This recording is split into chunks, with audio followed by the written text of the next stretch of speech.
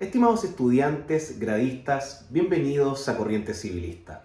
En esta oportunidad voy a comentar brevemente y desde la línea del derecho de contratos cuál es la relevancia y cómo debiésemos comprender de una forma más amena la aplicación de los grados de diligencia que nosotros encontramos en el artículo 44 del Código Civil. Y es que acá tenemos un problema, y yo creo que es un problema en el cual quizás no se ha detallado de buena forma el sentido del artículo 44.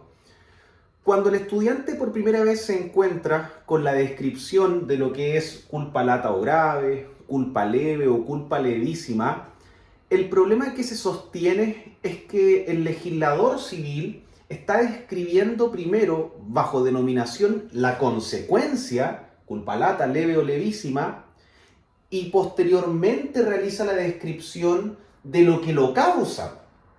Es decir, si ustedes analizan el artículo 44, se van a dar cuenta inmediatamente que la culpa lata, que se encuentra al inicio de la descripción de ese artículo, es la que tiene peores consecuencias.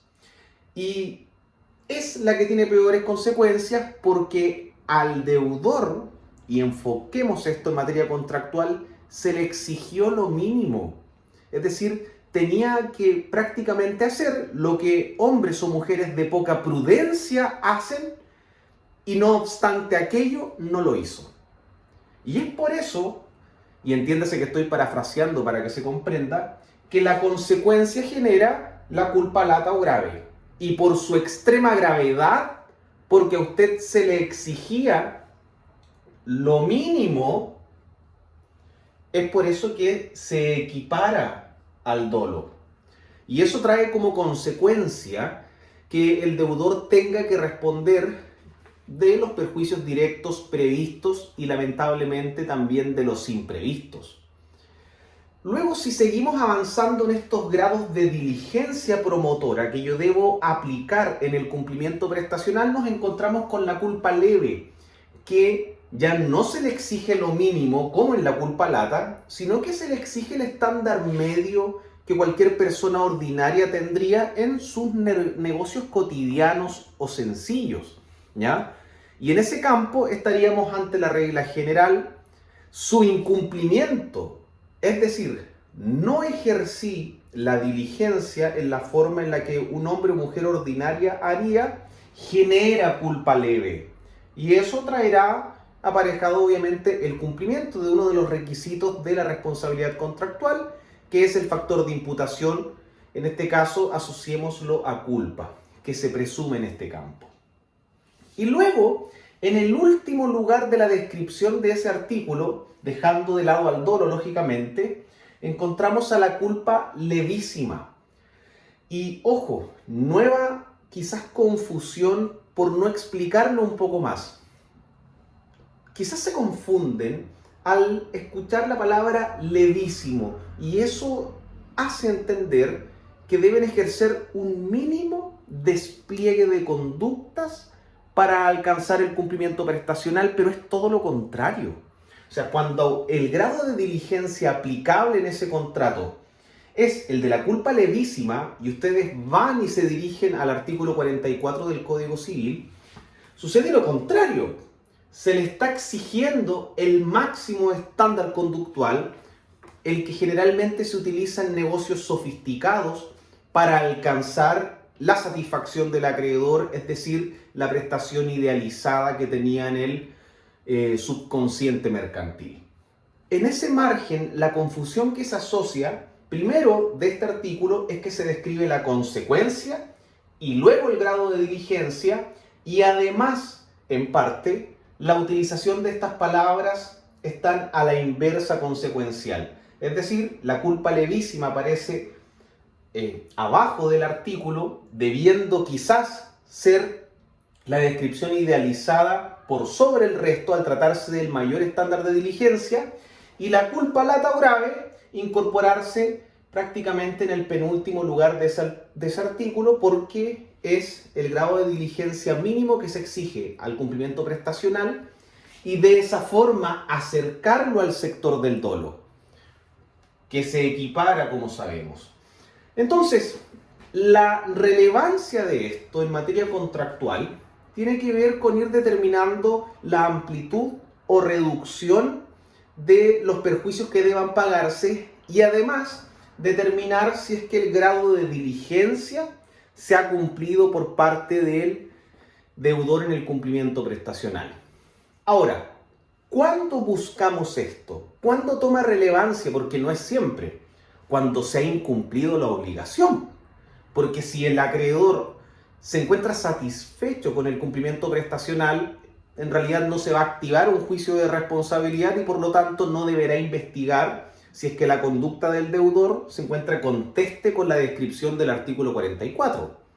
A contrario sensu, si se ha incumplido la obligación, claro que toma relevancia esto. ¿Por qué? Porque el deudor, por ejemplo, podrá estimar él que efectivamente incumplió la obligación, pero sí gestionó el grado de diligencia correspondiente. Lo que sucede es que quizás ocurrió un caso fortuito fuerza mayor que supera con creces el grado de diligencia que él debía aplicarle.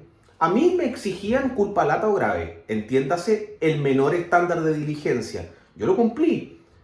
¿Qué es lo que sucede? Que me impidió en definitiva gestionar una satisfacción prestacional por un caso fortuito fuerza mayor y el grado de diligencia que el contrato X me exigía no me emplazaba a aumentar los grados de diligencia. Por lo tanto, y esto es un poco más moderno, quizás existe incumplimiento, pero desde un punto de vista neutro, pero no es imputable, porque el deudor sí se posicionó en el grado de diligencia que debió cumplir en el cumplimiento prestacional.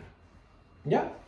Ahora, para ir terminando, el dolo en definitiva es la intención, ¿cierto?, positiva de inferir injuria a la persona o propiedad de otro. En ese marco, el dolo tiene una visión tripartita o unitaria, dependiendo de si así lo estiman ustedes. La verdad es que el dolo es uno solo, para mí personalmente. Y eso implica que tiene diversas manifestaciones dependiendo del campo en el cual éste aplique. El dolo actúa como un vicio del consentimiento en materia de teoría general del negocio jurídico, actúa como un agravante de la responsabilidad contractual y además constituye un factor de imputabilidad en materia extracontractual. Por lo tanto, a propósito de que el dolo no se presume, habrá que probarlo, a diferencia de lo que sucede con la culpa, que en materia contractual se presume. Extracontractualmente no se presume, salvo los casos excepcionales muy asociados a la responsabilidad objetiva, que los encontramos en la responsabilidad por el hecho de las cosas, por el hecho ajeno, etc. O por conductas propias, como disparar imprudentemente un arma de fuego. Bueno, el punto es el siguiente, que el conflicto que se gestiona acá es que el artículo posiciona primero la consecuencia, culpa lata, leve o levísima, y con posterioridad la descripción de este grado de diligencia que debe aplicar el deudor para satisfacer las necesidades mercantiles o civiles del acreedor.